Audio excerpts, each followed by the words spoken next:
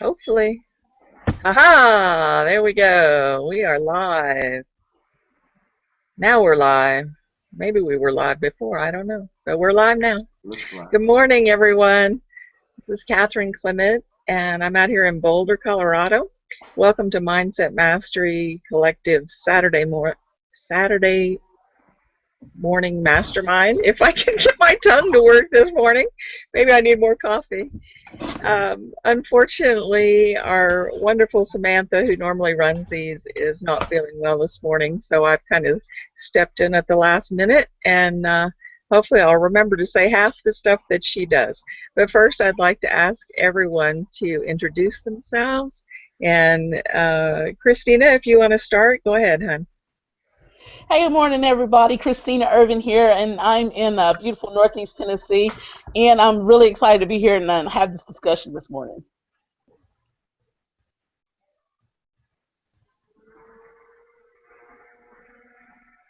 Good morning, everybody. This is Danielle DeLyons out in Anaheim, California.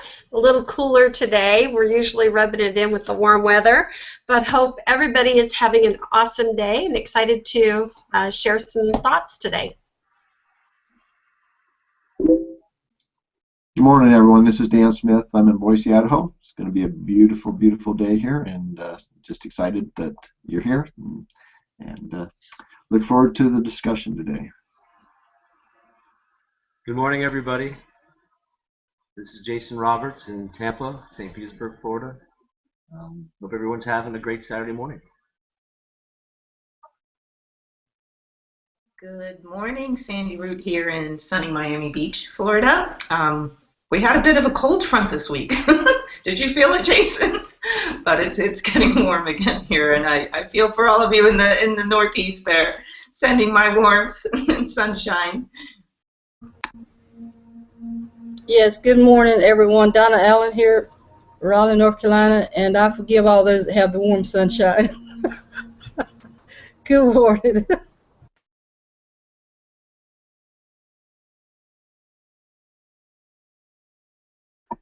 All right. Now, yeah, we're gonna get some snow out here, but we're used to it. We were talking about that. I lived in the South, so I know what it's like. Just it doesn't take much to close the schools down and the roads down. So yes, our hearts go out to all those people who are completely buried under snow right now. And today we're going to talk about I don't have the hard copy book to show like Samantha does. I don't know if any of you guys do. If you have the book, you can hold up to the monitor. Oh, there you go. Okay, how to win friends and influence people in the digital age. And we're studying part 8. It's talking about appealing to the nobility of people, appealing to people's nobility. And this, my experience, at least online, this sort of gets misused a little bit. We were talking about it in the pre-mastermind discussion. And if you ever are trying to find us, if you'll just go to SaturdayMorningMastermind.com, you can always find us. You can find our past things. You can find out what we're doing. You can get the link to the pre-mastermind discussion and join in with us, because we read ahead and then we kind of discuss it a little bit and then we come on here and talk about it. So please add your comments anywhere that you can. If you're watching on YouTube or on our community page or wherever you're finding us, please comment and interact with us, because we love to see what you have to say, not just what we think. So what did you guys love best about this chapter? And how do you think it's going to help you as an entrepreneur?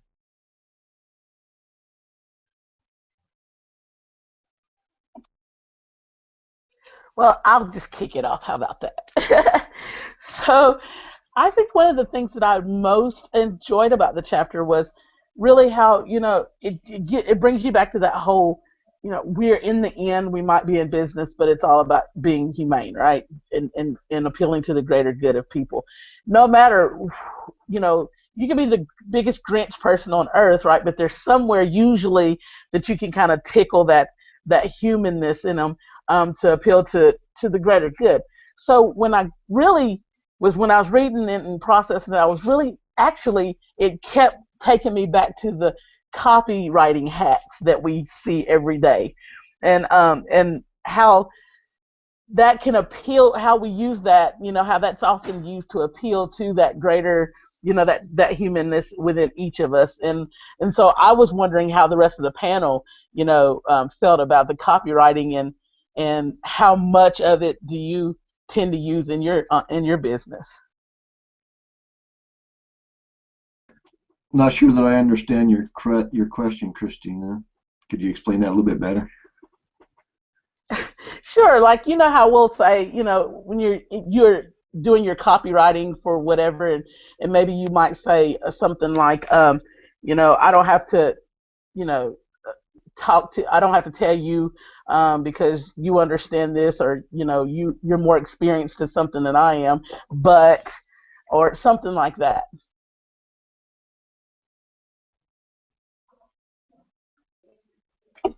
I think I get what you're saying, Christina. You're asking, as we're doing our blogs or making our ads, however, doing our emails, however it is that we're interacting with people. Is that what you're talking about? How we're Exactly. appealing to their nobility through our wording, through our Exactly. wordsmithing. Yeah. Okay.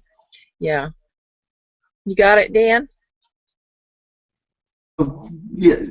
Yeah, I'm not 100% sure that I understand the question, but something I put into the pre-mastermind is, I originally got involved with the MLM company back in the mid-70s, and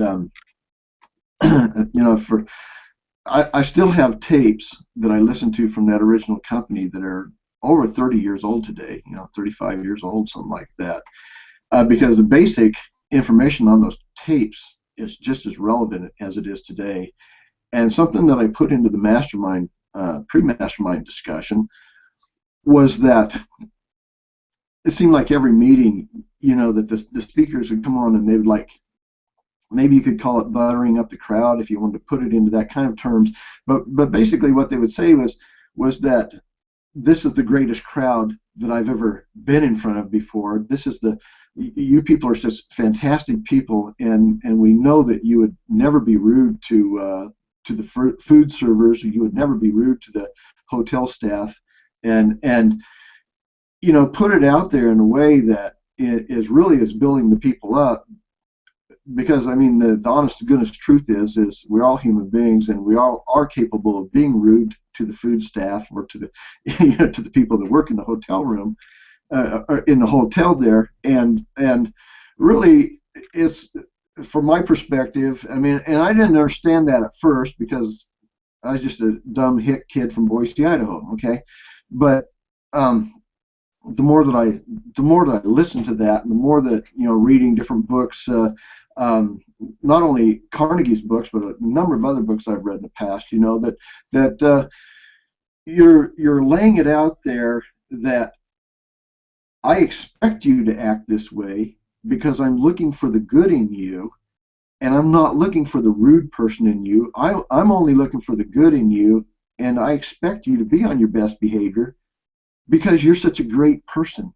And I don't know, hopefully I'm putting that into the proper words, that everybody's understanding me, what I'm saying, but treating people the way that you expect them to live and to treat other people. So anyways, that's just one of the things that I've really noticed from this one particular speaker that I've talked about him quite a bit in the past, and he just died like a year or two ago, or less than, within the last 2 years he died, but he had a group of over 1 million active distributors, and I think he got a degree. That's a pretty darn big group, and he talked about it repeatedly, that he was a good finder. And he didn't look for the bad in people. He looked for the good in people, and then he built on that, and he blew the good up, and really, tried to do away with the bad, try to suppress that. And so he appealed to the higher nature of man, and expected people to walk in the higher nature. And most people not wanting to disappoint him because he was such a powerful human being, most people would attempt to live up to that. So hopefully that's what you was getting at, Christina. And so I'll turn it over to somebody else.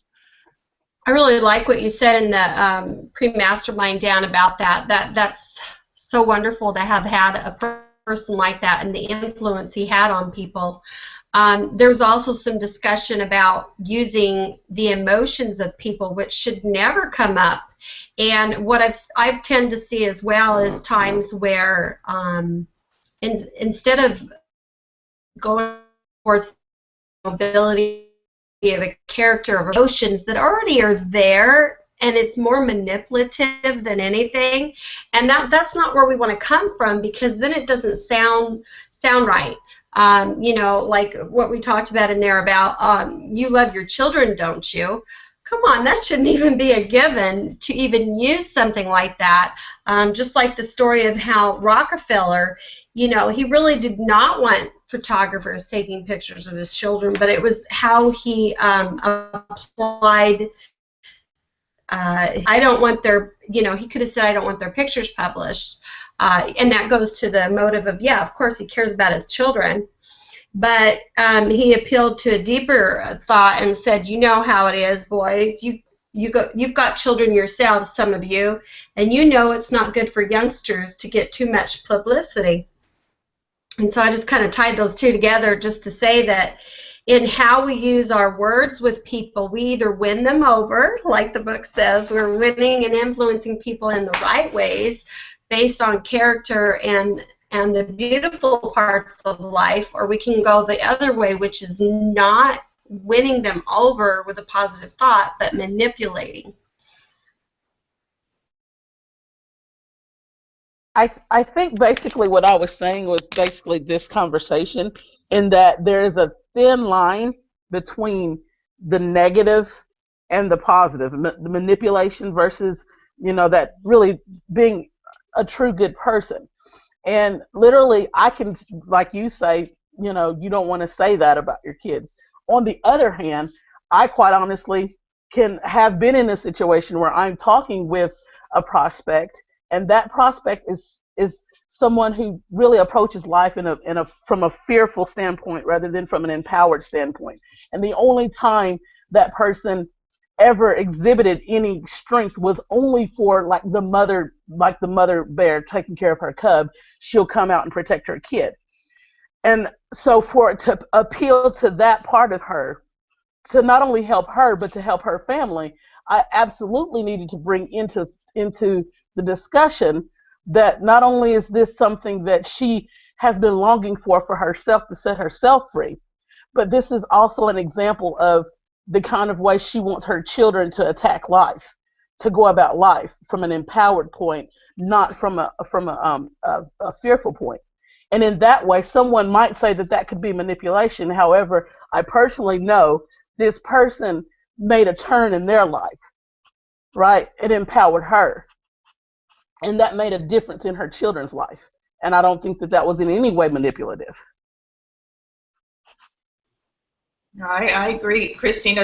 I think it's the approach, and the way you approached it definitely isn't manipulative if you're empowering the person through it. There's just this way that I've been taught, and I've seen other people out there do, where they just the way they say it, like how Catherine and I had worded it in the pre-mastermind, like, you love your children, don't you? You love your family, don't you? And it's just they're coming from a place of almost just wanting them to join. It's not really caring about the person and what they're going through, but how you presented it is a definitely different way, and there's a way to do it right, and where you're empowering the person, where you're tapping into their values in a caring way, and not just using it as this manipulation. So yeah, there's definitely a good way to do it and empower the person. So awesome. Yeah, I think that's a great point, and I agree with you. And you do need to use it in the ad copy, like you're talking about, Christina. You know, it's but we're not. As long as you're coming from a good source, I think that's like what you were saying, Sandy. As long as you're coming from, you're coming from a good source, and you know your intentions are good. And one thing I'd like to point out is you had a personal connection with that person, Christina. So you knew it's a little bit different than writing ad copy for the masses, but you know, you actually had were taking the time to get to know that person. So I mean, you're definitely coming from a good place with that. Um, Yeah, I that's a had good point, Jason. Yeah, I had written down what Dan was saying. I was kind of I kind of summed it up this way, and tell me if I'm wrong, Dan. But basically, seeing the good and pointing out the good things that you want out of other people and out of the world. Um, does that sound about right?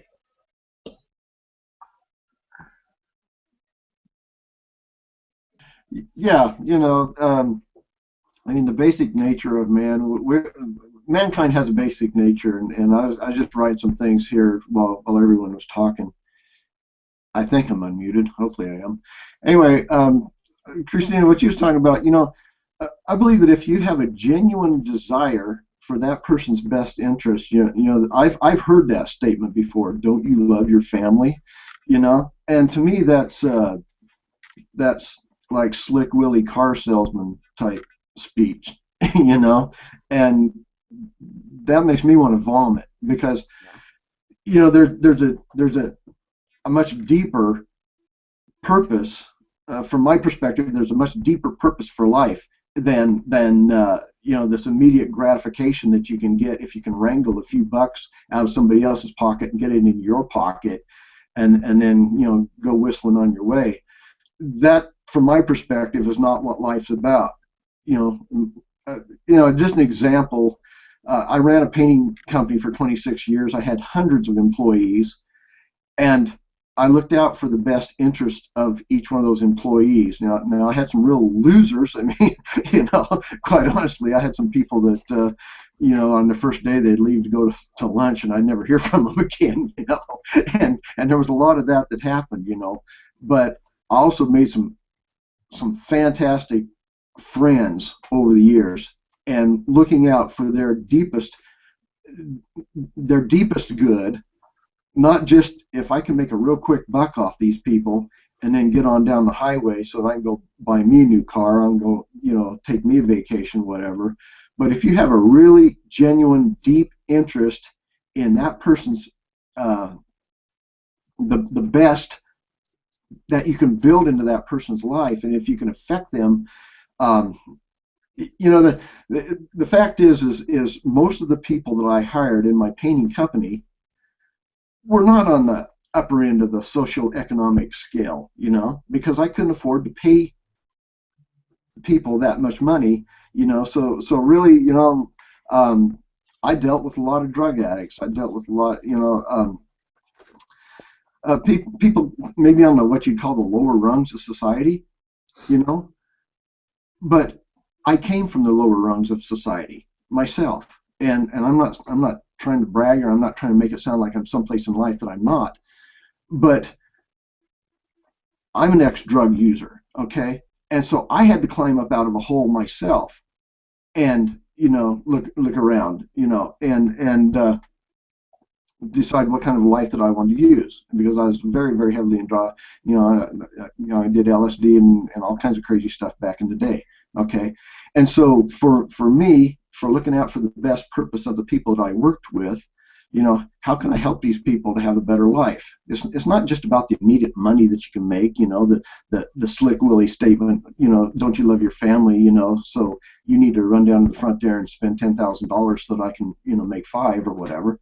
It's the deeper good of the man or the woman that you're dealing with. And I think that's what you're talking about, isn't it, Christina? That you're not just looking out for the immediate profit. You're looking to build into that person's life something that will last, not just for today or the next week, something that's going to last for a long, long time. So hopefully this will come across. My screen's been frozen up the whole time I've been talking, so hopefully this is all. Yeah, we got you. We got you, Dan, and I absolutely agree with you. I think you're bringing into a great question, and I'm sorry, Kath. Did you want to make a point? Okay, because I think you're bringing into a great part of this discussion, which is, in the end, it comes down to that person, the source that's delivering the message, really, where the discernment comes into play. I mean, I don't know. I would have to ask the panel their thoughts on that. But I think could agree that everybody on the panel is certainly has experienced exactly what you're talking about, and we've been on the conference calls that says if you love your kids and your kid was over on a burning building, then you would walk across the skyscraper on a wire, and you're thinking that's just the most ridiculous thing ever to say to somebody. I think I understand exactly what you're talking about, and maybe really the thin line goes back to, again, the source, and how do you discern if that source is looking appealing to me as a number, or truly looking out for what's good for me, what will truly help me. Uh, could I possibly add to maybe discussion on this? Can you hear me? Everybody hear me okay? Um, I personally myself, I know we're referring to children. I don't know how many on the panel has children, but I never personally could birth children. That was because of a medical condition. But does that put me in a different category than someone else because they had children and I didn't have children? No. I look at as a child. I was a child.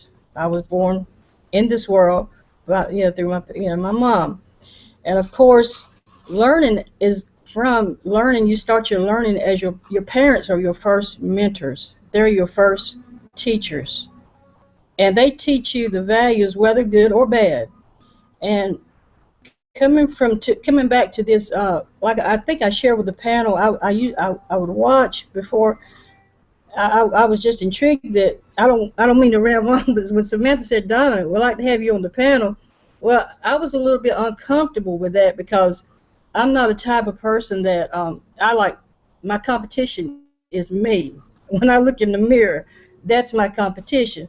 So I'm thinking here as I read this chapter here, and I had read the other. That's what I told Samantha. I said this is kind of odd. When I was looking out on the internet, all of a sudden when I was doing a search, this group came up, and I'm still thinking in my heart today, is this the sort of alignment of the stars? Because I'm not offline. I was in, jobs and still in a job and direct sales, and I'm like, okay, I don't like that side of doing business anymore. Come to the online. I says, okay, just gonna move in this thing slow. I have this type of a personality that I'm not, if I can't share, I think it was Brian Tracy said, love only gives by sharing. And I found myself, when I done that personality trait test, I found myself there. That's my perfect gift, is I love to share. When you come from that aspect of sharing, and he says you can only have more for yourself by giving away to others. And I think in this chapter it was talking about the humanitarian of giving. You come from a point of giving, sharing. That speaks volumes right there. Okay.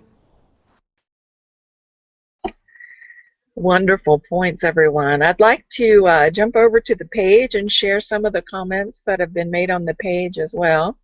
If I can find the page. Hold on here. Okay. So Dan Sissick, so glad you found a way to comment. Thank you so much. He says, I think if you really speak from your heart and if you think about how you say it before you speak, and also help convey where you're coming from.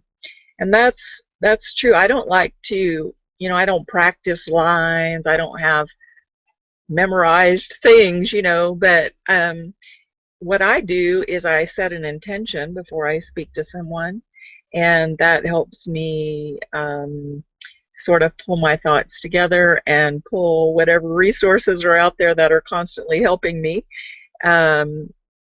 Helps us get around that a little bit and figure out what that person needs.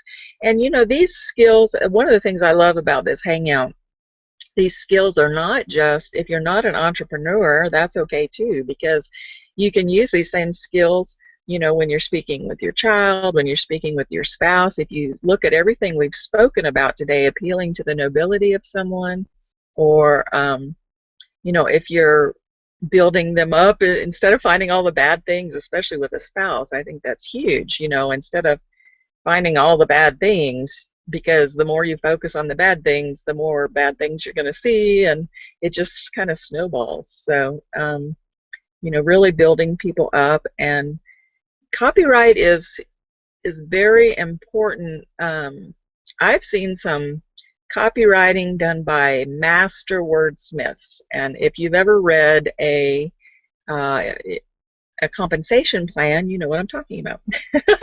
So let me share what Samantha says. I hope she's feeling better. I know what you mean, Christina Urban, about appealing to a person's higher purpose or deeper desires when you're crafting your blog posts.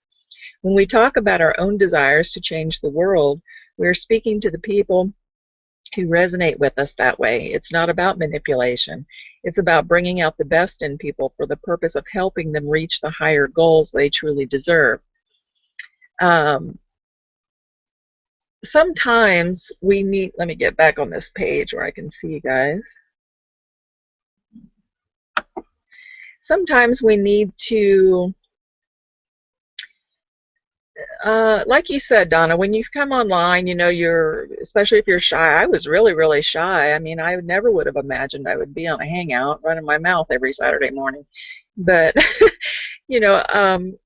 people get into businesses and they are a little bit uncomfortable stepping out sometimes, especially online for people like my age that weren't raised with computers. It was a huge struggle just to learn the technical things. I mean, I didn't even really know how to do much of an email, just write a personal email. I mean, there was so many things I had to learn, and when you're coming into business online, sometimes you can get overwhelmed with that. You can start thinking, oh, I can't do this, or you spend, I can remember one time I spent, I think it was maybe 8 or 10 hours writing a blog post, and then somehow it got erased instead of saved, and things like that happen, and sometimes you can get discouraged and want to quit. And so as friends and comrades and leaders, then sometimes if we know somebody's why, then we can step in and encourage them, remind them, not like, well, if you love your children, but just remind them of why they started out doing it, kind of appeal back to that nobility of what initially got them on their journey. And that may involve their kids, it may not, but there's a way to say it, and there's, like you said, Dan, it's not just about putting money in your pocket. It's about really helping that person to be more of who they are, because we all have so much more to offer than we realize. We all kind of downplay what we bring to the table. And so sometimes we need that mentor or coach to bring that out a little bit. Who else wants to say something here? I'm going to turn my mic off. They also talk about how companies are in general, and they point out in here on page 156, they're talking about campaigns for environmentally friendly products. So like Dove's campaign for real beauty, or different nonprofit organizations. And a great point here is how they employed a certain type of tactic of saying we're environmentally friendly, we're helping humanity, so to speak. And people will react favorably, like it says, to your proposals if they feel that you admire them for being honest, unselfish, and fair. And a really great story here about this professor, David Barstone, who found out that one of his favorite restaurants was employing slave labor, and how he reacted to that to start a campaign, not for sale campaign, and really expose the modern day slavery that goes on behind, and this goes as far as many, many companies out there. The nobility of a company you may even represent, and then you find out where's your nobility in being a part of that. And I just thought this was such a powerful story of how he took that to a whole nother level. There's so many great stories in this about how we respond, and so he put together this app called Free to Work app, and this actually put a whole new level of accountability towards companies. And I think in our day and age that there's a lot of these companies that we may be involved with. Most of us are in a networking company. Are you representing a company that stands for higher nobility and standards? Or if not, and then it says, like it says in here, it says we can't claim ignorance anymore for supporting companies that employ slave labor or fail to be transparent in their international manufacturing efforts. So when we're held accountable, it says that this holds people to a higher and a more humane standard in how they go out there and how they make their products and how they employ people and how they treat people. So if companies even see the necessity of going to a higher level of nobility, we on a smaller scale, where's our nobility in how we go out into the world? That's a really good point. From a consumer perspective, I know what you're saying about that. Like, for example, I remember when Dove started those commercials, and as a woman, right, I was thinking as I age, now they're starting to make aging beautiful, aging naturally beautiful, acceptable, okay. And so that made me start actually looking to, purchase those products more. As a black woman, I appreciated, when like Revlon and other companies like that started putting women with clearly very African features, in their marketing, and having, people like Queen Latifah and stuff like that actually represent beauty, because as a full-figured black woman, that appealed to me, and all of a sudden I see myself as beautiful now, whereas used to everything on TV would say I was ugly and I wasn't worthy of this and that. So you've got a great point there, but it can still be manipulated, and it can still not feel good. So it all still comes down to how does it make you feel as a consumer. So as an entrepreneur, your message obviously is going to have to be constructed in a way that appeals to that makes a person feel better, more beautiful, smarter, loved, cared about. And then to take it a step further, they're going to come back around and bring more people when you follow through with that contract, when you provide those services or the products that go along with that ad copy or whatever that they might be putting out there.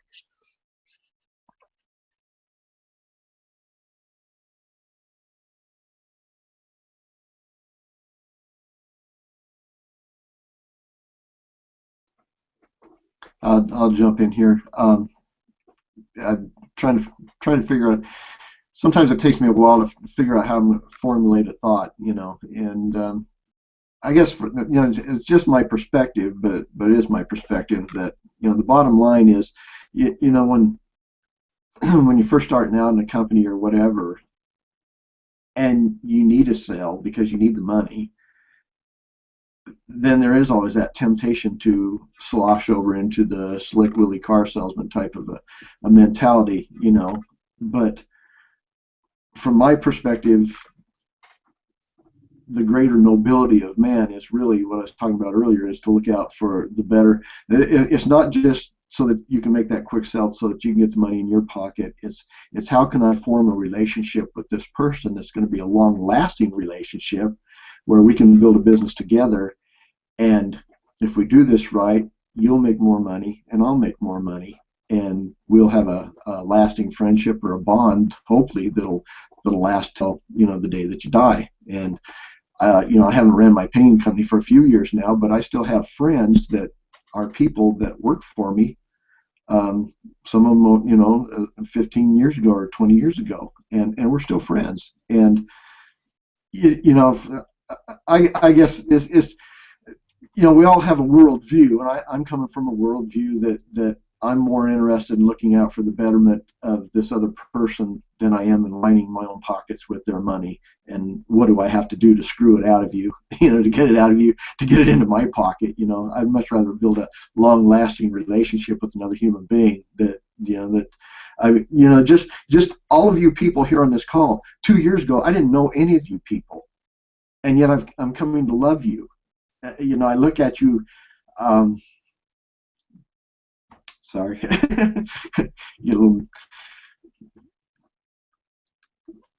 I'm coming to love each one of you, and to me that's more important than whether I could wrangle a few bucks out of your pocket, because you're more important to me as a human being than anything that I could personally take from you. I'm looking to draw some energy from you, but I'm hoping and praying that you're drawing some energy from me.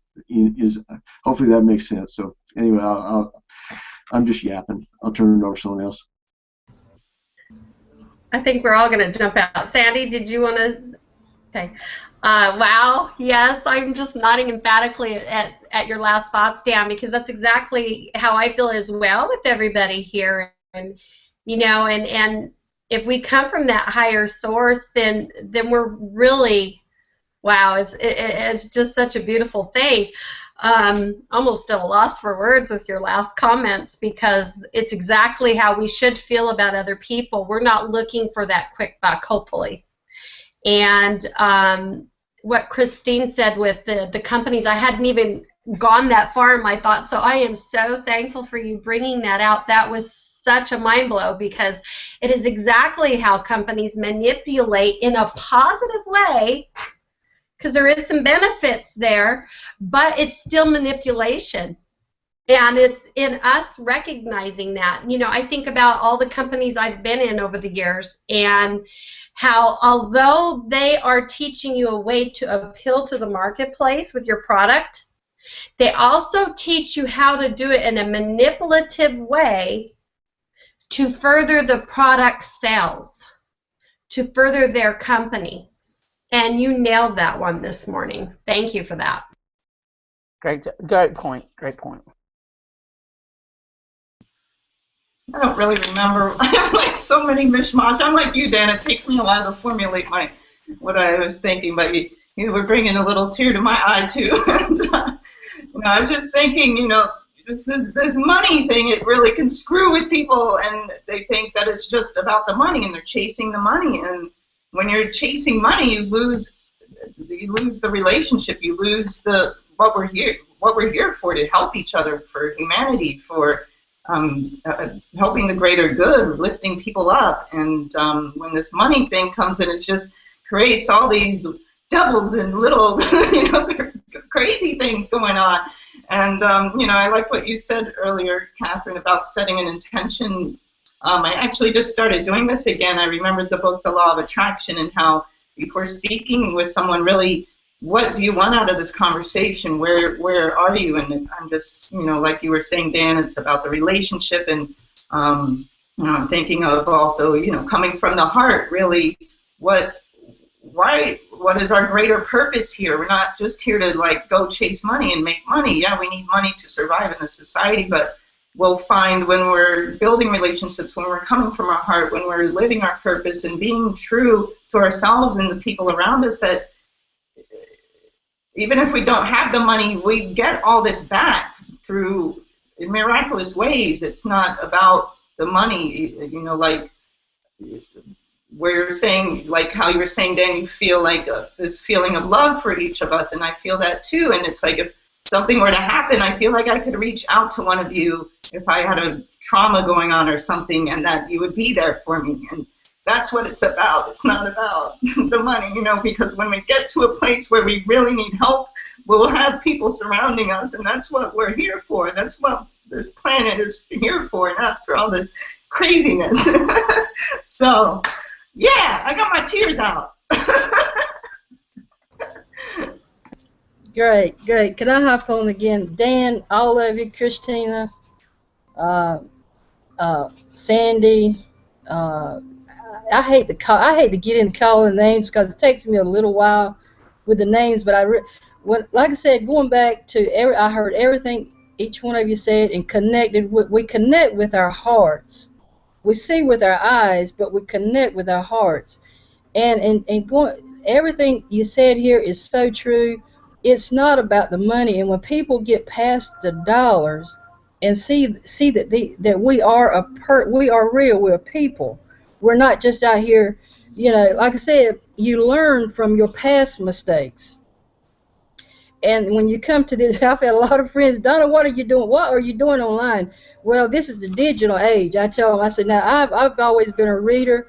This is what attracted me to this group. You ask yourself, why am I here? What attracted me to this panel? What attracted me to this group, this community? It's because you, Sandy, you, Christina, Danielle, Dan, Catherine, Samantha, I haven't known you for 2 years, but you attracted me to this group. Not the dollar signs. No, I don't even know what any of you do. I know you do something online, but it's not about what you do. It's about you. That's what it's all about.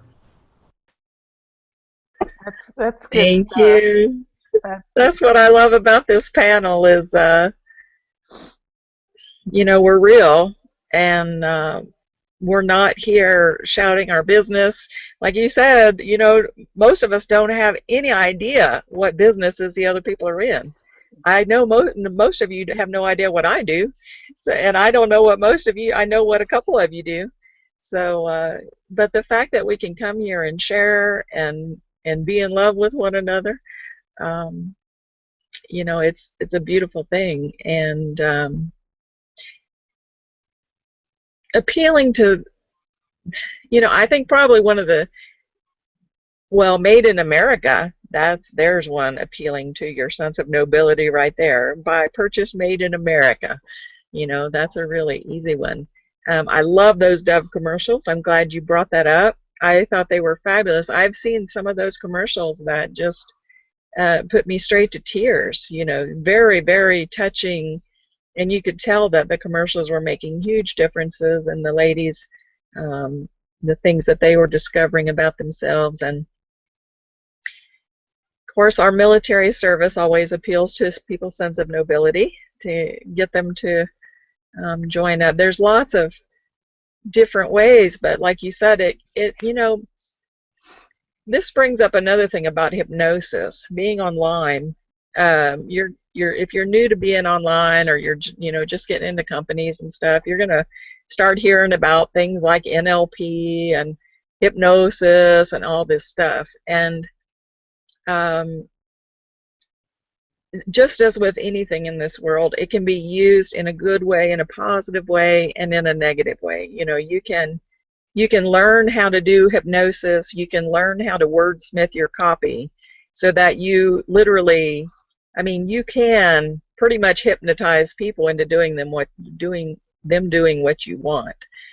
Not that anyone can be completely mesmerized and hypnotized, but I have literally seen people in front of crowds that got people to purchase. I guarantee you it was under hypnosis. It was not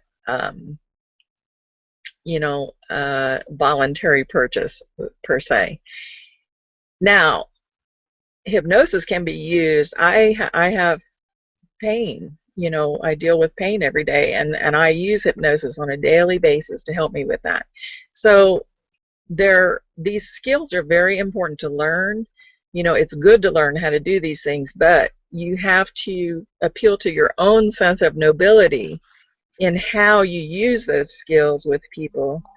Are you going to use them to encourage them, or are you going to use it to just manipulate them? The skills themselves, there's nothing wrong with them. Hypnosis is wonderful. NLP, all these things are wonderful, wonderful techniques. However, I would say they're best used for yourself than to try to manipulate your team. This has been a very emotional discussion, guys. Can I just say that, like Sandy, you don't want to get my waterworks started. I'm telling you.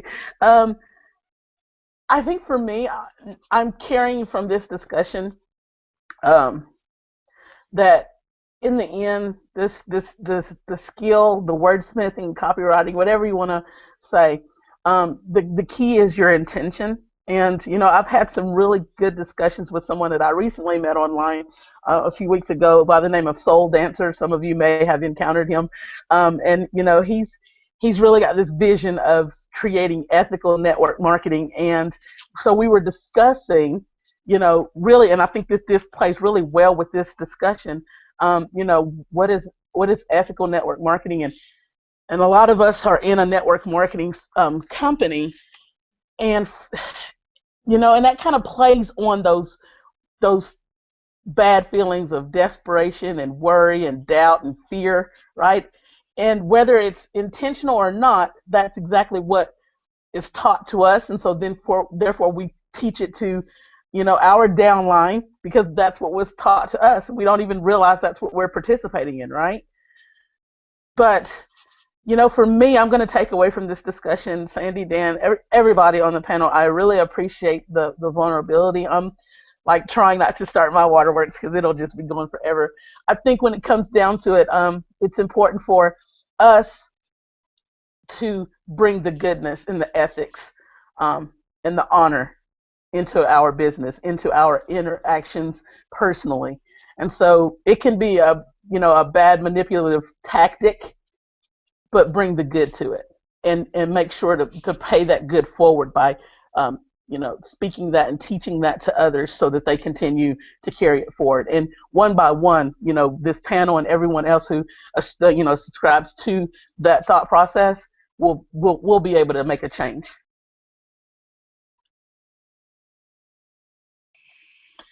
Now I'm going to jump out here and read the last couple of paragraphs of this chapter. It says, so often we are content to simply plug others into our digital world and browse them like commodities until we are ready to engage in some sort of transaction. Such sentiment removes the nobility inherent in our shared humanity. It makes our relationships merely tools of transaction rather than transcendence. To truly connect with people, you must celebrate their inherent dignity. In doing so, you celebrate yours. Appeal to noble motives, and you can move the masses and yourself along with them. And and basically that's what I've been trying to allude to the whole discussion is that in the very beginning of the chapter, it talks about how all young boys want to be the superhero and all young girls want to be the beautiful ballerina or whatever.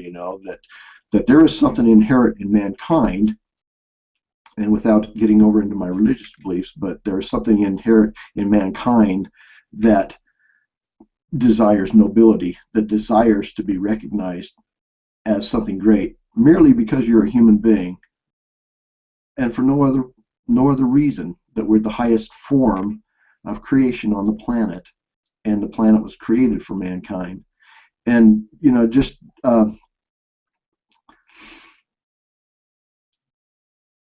I guess really, it just boils down to what what's called the golden rule: doing to others as you would have them to do unto you. If you don't want somebody up in your face, then don't be getting it up into somebody's face over something stupid. So I'll turn it over to somebody else. I was just reminded too of a lot of the books, like there's the book Think and Grow Rich, and people, when they hear the title, they think, oh, that's just about money. But when you actually read it, it's about all of this. It's about so much more, and it reminded me of this part of the self-confidence formula.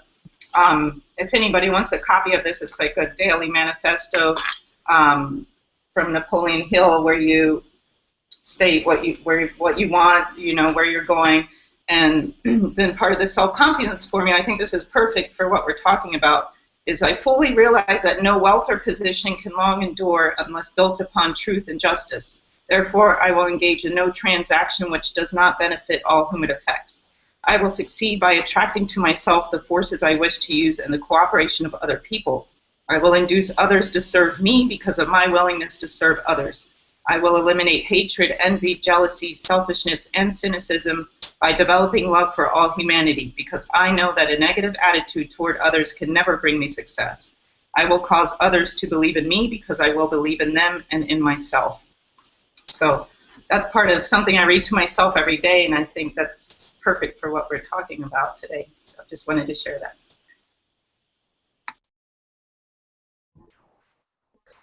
Most definitely. And, you know, there's one other story in here that was so outstanding, the last story in this particular chapter, when the tsunami that hit Japan, and the one lady that, Amy Martin, and she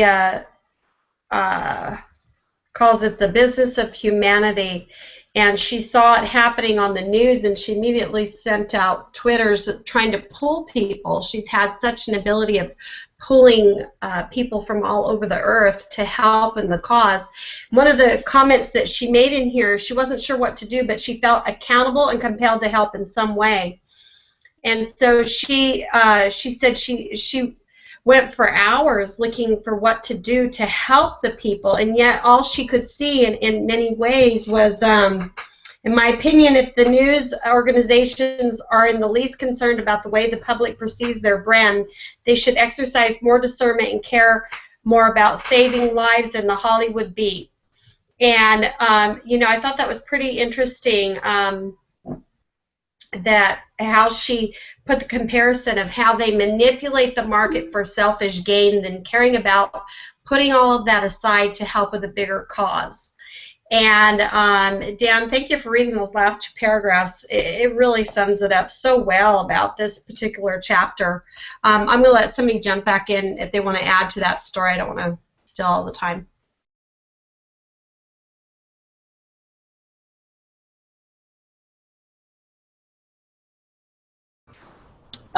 Well, Catherine, are you trying to come out? I don't know. Well, basically, I just like to say this one last thing. I say to a lot of people, you know, knowing the trends and why we do the things we do, is you ask yourself again, has anything changed? The only thing that's changed is people and technology. That's the only thing that's changed. Love all you guys. Enjoyed this discussion.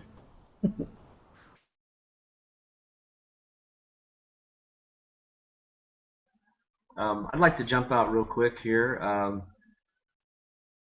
You know, there's there's a student of Nietzsche who, I'm sorry, Confucius, who was saying that his name's Mencius, Mencius, I believe it is, and basically his quote was, "To desire to be honored is the common mind of men." And so what I want to break out is it kind of goes both ways.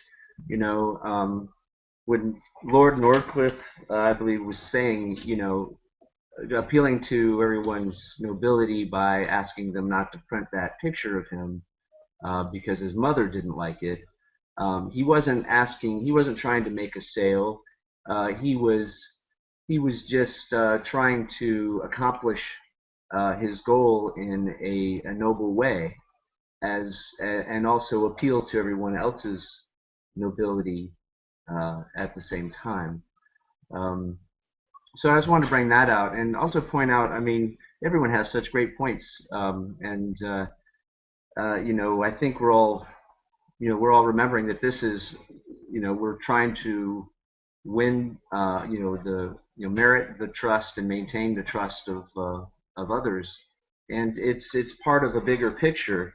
You know, at least in this book, there are 10 other parts to it, and and I think you know, everyone's concern about ingratiating ourselves for the right reasons is, you know, is noble in and of itself. So I think we're all on the right track. But some really beautiful thoughts. Thanks, guys. I appreciate being here and being able to mastermind with you all. Something that you just said, Jason, triggered a thought in my mind. I mean, go back and read the title again, and it's How to Win Friends and Influence People. But how to win friends is the first portion of that, you know. So, anyways, that's all I had to say. Love the hat, by the way, Jason. I just wanted to. I'm going to jump back over to the page and see who's commented over here. And I just want to thank Dan Sisek and Lou Woodward and Christopher Camp, everyone that's over here. If I miss anybody's name, please forgive me. But thank you all for joining us and for putting your comments in. We so appreciate you guys coming, and we love being here, hanging out. And I think most of us come from a place where we came online and kind of, I think a lot of us maybe fell into a path that wasn't quite as noble in the beginning, not because we weren't trying to be noble, but because we were trying to be coachable and do what we were being told. And what we found out, and that's why we're all here talking to you, to try to help you maybe avoid some of those pitfalls, is that some of those techniques that they teach you just are really more slimy than noble, is pretty much how it boils down, what it boils down to. And when you're being taught something, pay attention to your heart, how it feels. If it's not feeling good, then don't go there. A lot of people will say, well, you just have to get out of your uncomfortable zone. Okay, there's a point to that, because we're all a little bit shy and we all do have to step out of our uncomfortable zone. But at the same time, really feel into your body, feel into your heart on those things and see, is this something that I'm just uncomfortable with and I need to come out of my shell a little bit? Or is this not feeling good because it's maybe manipulative or, something that's not aligning with my morals and values and things? So don't let yourself be taken down the wrong path. There's lots of ways to build network marketing businesses. Not all of us are in network marketing. I'm not in network marketing anymore, but not anything against it. I'm just off on another path now.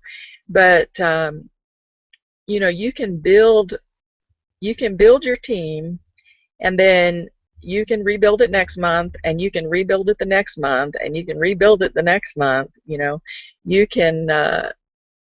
You can just use people and sign them up, and you can get your paycheck, but then you're going to have to keep finding those numbers over and over and over. Network marketing can be an amazing experience. It can be wonderful, but it can also be horrifying if you're just signing people up and then losing them because you haven't established an honest, truthful relationship with them. So I think if our message is anything, it's, build it right. Build it once and have a lovely experience and journey with people instead of being in this constant hamster wheel of trying to sign people up and manipulate people into your business. And this whole thing about, and I just have to say this and I'll shut up, this whole thing about, throw your family and friends away if they don't support you. That is total BS. I don't care what anybody says. Those people are your family and friends. They may not understand what you're doing. It doesn't mean you should just write them off. They've been there for you your whole life. All of a sudden you're in this business and now you're just supposed to, walk away from everybody because they don't understand what you're doing. A lot of times, you've been taught some manipulative ways of working with people, and you try that stuff on your family and it doesn't feel good to them, it doesn't feel genuine to them, and so they immediately put up the stop. And sometimes that's some feedback for you to check in with yourself and find out if you're really coming from a place of genuineness. Does anybody have, we're getting right at the top of the hour, what else does anybody have to say here? I had an experience this week where I felt like I was almost getting bombarded with some opportunities, and I was like, oh, should I look at them? And I just felt like I'm just not in a place. I have too many things going on, and I think it was important what you said, to really feel in your heart and your intuition. And immediately when I checked in with myself, my gut was like, no, don't go. It may be a fine opportunity, and a lot of my friends are in it, but it just, for me right now, it was like a strong no, and I think it's a super important thing to do, because a lot of times our minds can go, well, maybe I should check it out. What if I'm missing out on something? And this could be this and this and this, but when we really feel, we know inside whether it's right or not. And I think that's an important point, because there's so many things out there constantly like, look at this, look at this, look at this, and you can go crazy. So check in with yourself, super important. Your body knows too. All I gotta say is you better preach, Catherine. Let me just tell you, you better preach, girl. Listen, guys, I think, we've had a great discussion here today, and the bottom line, I love the parting thought of being conscious in your business, whether it's a traditional business or a network marketing business. Be conscious about it. The concepts remain the same. It's the tactics that makes the difference. So you can build, like Catherine was saying, in a way that is more ethical, that is more human, that is more giving, that is more empowering. You do not have to use those manipulative tactics for bad. Okay?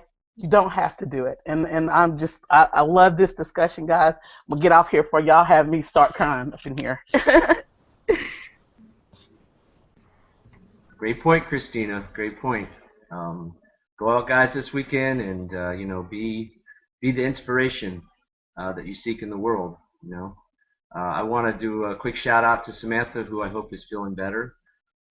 Miss her, and hope she's feeling better real soon here. So great to be here, guys. Good discussion. I want to pop out and say something real quick too. Sandy, something you just saying. I heard a preacher a few years ago make a statement, and he said, how do you stop a person with a dream? You give them another dream. And sometimes you just got to narrow the focus.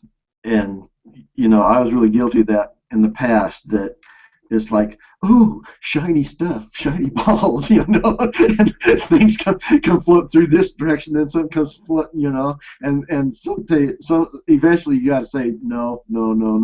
I got to narrow the focus, and So yeah, how do you stop a person with a dream? You give them another dream, and what you keep doing is you keep having to learn a new system, and you never lay down any traction, because you're always in this, I got to learn this new deal thing going on in your mind, and shiny balls, swinging back and forth in front of your eyes, and ooh, pretty. You know what I mean? Hey guys, if you haven't figured it out by now, what you see is what you get with me. So this is the way it is. So, anyway, have a great day. Love you all. Bye bye.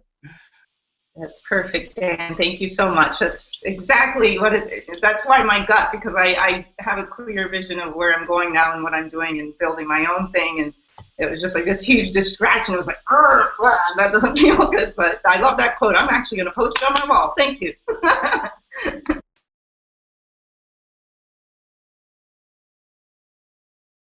Okay, anyone else want to jump out there? No? All right. Let me jump back to the page for a minute here. I don't want to leave anybody out over here if they've said anything. Thank you, Dan and Christopher. Thank you so much for coming and being with us today. And Samantha, much love to you. I'll be sending you a lot of healing energy. And for those of you that don't know where to find us, again, we're at SaturdayMorningMastermind.com. Yay, I didn't trip over it, almost though. And we have a Google community, and we'd love to have you be a part of us. But if you go to SaturdayMorningMastermind.com, you'll be able to catch up with all of our stuff and find our previous recordings and everything.